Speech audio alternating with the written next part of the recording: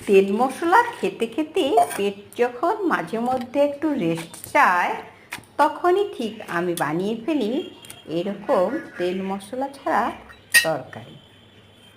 কুমড়া কেটে নিয়েছি, তাতে দিয়ে দিলাম সামান্য লবণ আর কাঁচা লঙ্কা, সামান্য হলুদ, জলের মধ্যে সিদ্ধ করে নেব, সামান্য একটু তেল দিলাম।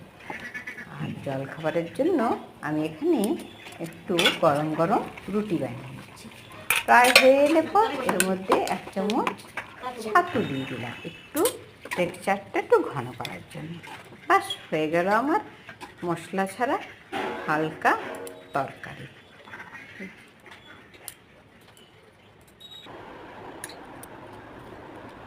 মশলা ছাড়া একটুখানি তেলের তরকারি কেমন হয়েছে?